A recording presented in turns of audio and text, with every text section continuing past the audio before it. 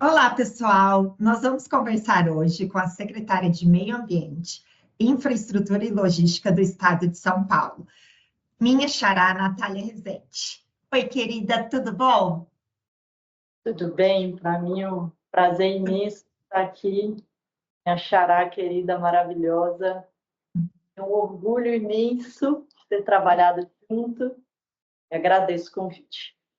Ah, excelente, Nath. Você é a nossa inspiração. A gente vai conversar sobre o trabalho da Natália à frente da secretaria, no estado de São Paulo, e principalmente das pautas do desafio da descarbonização no setor de transportes, que a gente sabe que é muito importante, principalmente no estado de São Paulo. O setor de transporte representa grande parte, né, das emissões de carbono e também da preservação do meio ambiente. Nath, eu vou ler seu currículo, mas vou ler assim, tipo, uns 10%, tá, do seu currículo, porque não vai dar para ler tudo, gente. Nath é procuradora federal, é mestre e doutoranda em tecnologia ambiental e de recursos hídricos pela Universidade de Brasília. Ela é professora na INAP, é professora na Mackenzie, é professora na PUC Minas também. E ela fez diversas pós-graduações, que eu não vou falar todas, mas ela fez três graduações. A moça é engenheira, a moça é contadora e a moça é advogada. Então, assim, visualiza o tamanho da pessoa que a gente vai ter a oportunidade de conversar hoje. Muito obrigada por estar aqui com a gente, por estar aqui com a nossa audiência. E eu queria começar por um tema que às vezes a gente esquece um pouco quando a gente fala nessa pauta de meio ambiente, né? A gente acaba olhando ainda muito para a descarbonização e pouco para a adaptação da infraestrutura, né? E é super importante essa pauta, principalmente quando a gente pensa em grandes centros, né? Como é São Paulo, né? E como é todo o estado de São Paulo, que tem já uma infraestrutura instalada, né? São Paulo está fazendo diversas obras, né, nesse sentido, né? Construção de reservatório, armazenamento de água, combate à enchente. Teve todo o trabalho que vocês fizeram em São Sebastião, né, após o desastre, para prevenir novos desastres no futuro. Eu queria saber um pouquinho de vocês sobre esses investimentos e como que tem sido o trabalho de vocês aí com esse olhar de adaptação. Não, perfeito. Bom, de novo, obrigada pelo convite. Apesar de você ter falado isso tudo aí, eu sou um pequeno padawan de Natália Marcassa, uma admiração imensa que eu tenho para essa mulher. Sou fã, eu que sou fã sua, e só aprendo. E fico feliz de estar aqui para a gente conversar um pouquinho desse assunto que é tão importante. Aqui no estado de São Paulo, a gente traçou uma estratégia climática e ela é dividida em dois eixos, um de mitigação e outro de adaptação. E você falou muito bem, a gente tem que andar nos dois caminhos.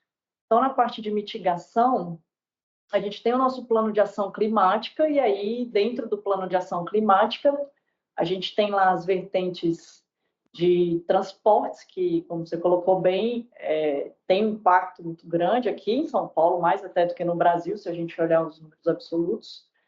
Uso do solo, indústria, resíduos, finanças verdes transversal, educação ambiental, e uma série de ações e subações que a gente colocou para conseguir implementar de uma forma mais concreta essa política pública de descarbonização.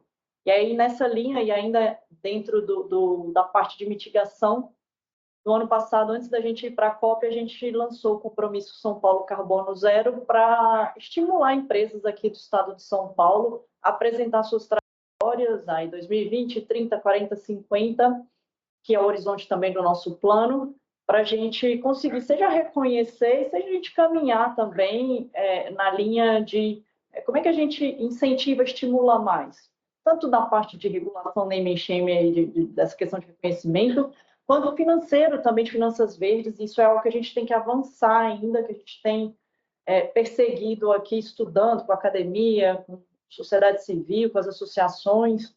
Eu sei que o Movinfra também tem iniciativas muito relevantes nessa área.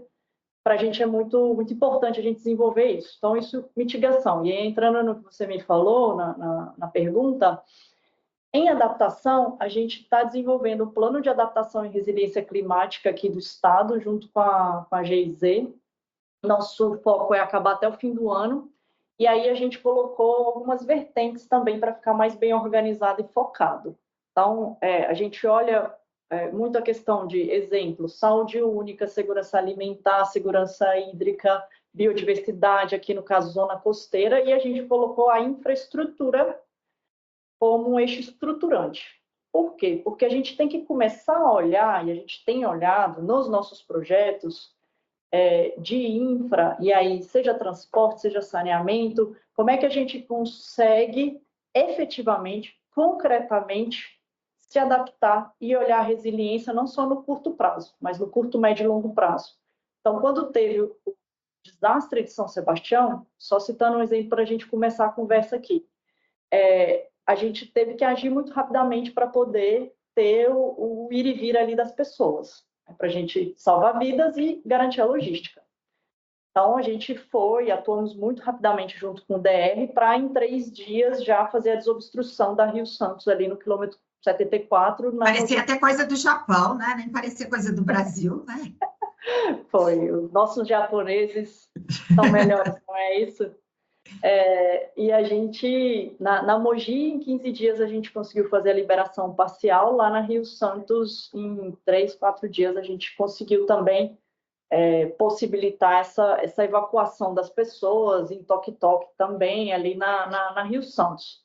Então, a gente agiu muito rapidamente para a gente conseguir olhar o desastre e atender as pessoas. Mas não pode ficar por aí, né? Então, a gente começou daí a fazer uma série de intervenções, seja via DR na parte de contenção, na Mogi, lá também na Rio Santos, e seja a qualificação de um projeto que está no nosso programa de parcerias aqui, junto lá com o Benini, com a Secretaria de Parcerias, junto com o IFC também, para a gente pensar em PPPs, concessões, né? E aí muito PPP mesmo, né? Concessão patrocinada, olhando não só a rodovia, mas olhando o macro, né? Que aí a gente está chamando aqui de serviço ambiental.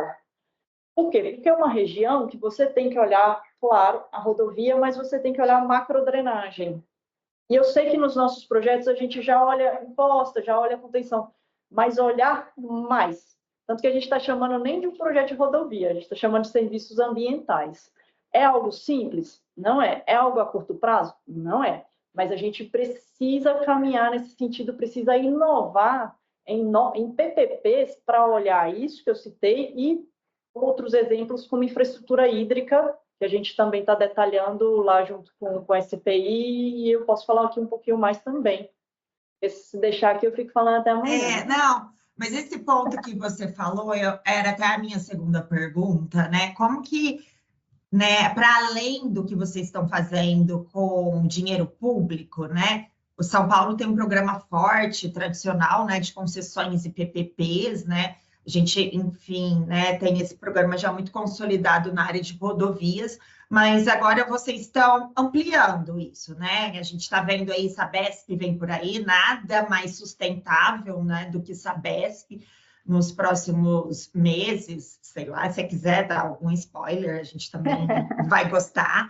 Mas, assim, o que vocês estão pensando? Até nessa lógica que você falou de pensar um pouco diferente para a gente conseguir organizar um pouco esses custos que não são baratos, né? Porque quando a gente fala disso, são obras que são de fôlego, né? A gente vai ter que olhar a resiliência daquele equipamento, mas muito provavelmente junto com cidades, né?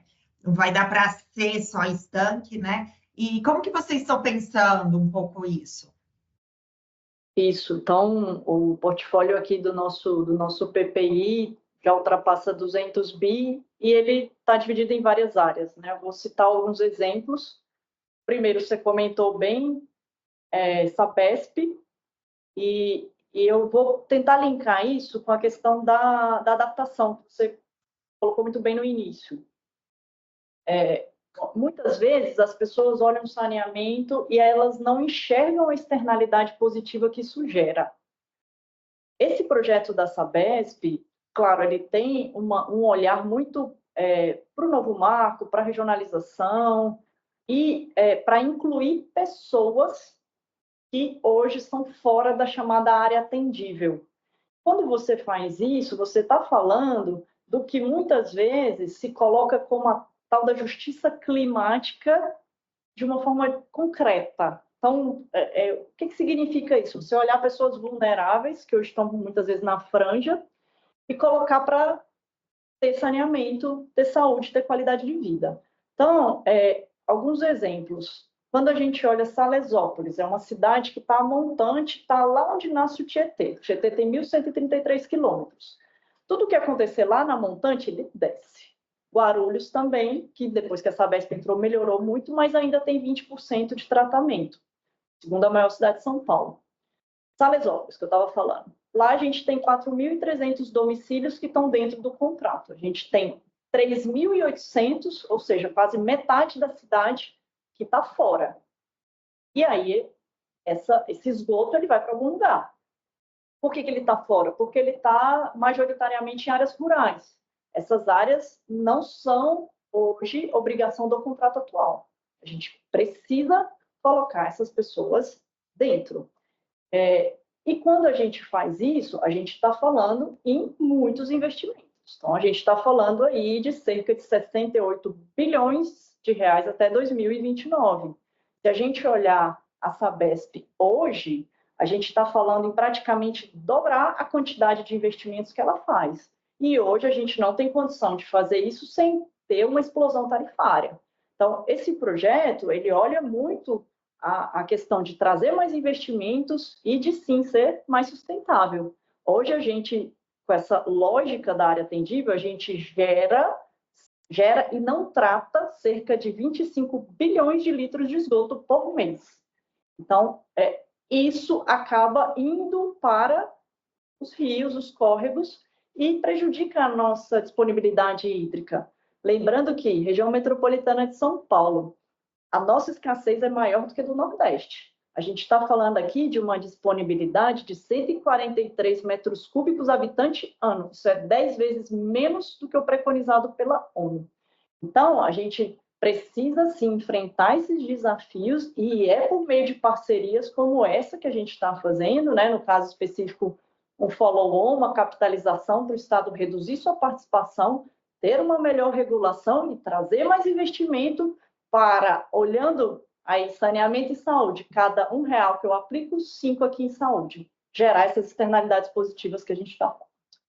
E aí, sem contar em outros projetos que a gente precisa explorar mais, não só no estado de São Paulo, tá? Que, exemplo, infraestrutura hídrica, captação, produção de água, a gente precisa falar mais disso.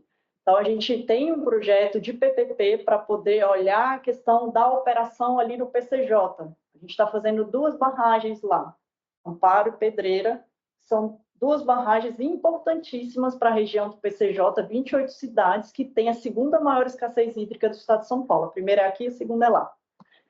A gente está fazendo por obra pública. Mas e aí, quando eu acabar essa barragem, como é que eu vou fazer a operação? Então, eu preciso olhar a sustentabilidade também nesse quesito de construção, operação, manutenção, a vida útil de todo o projeto.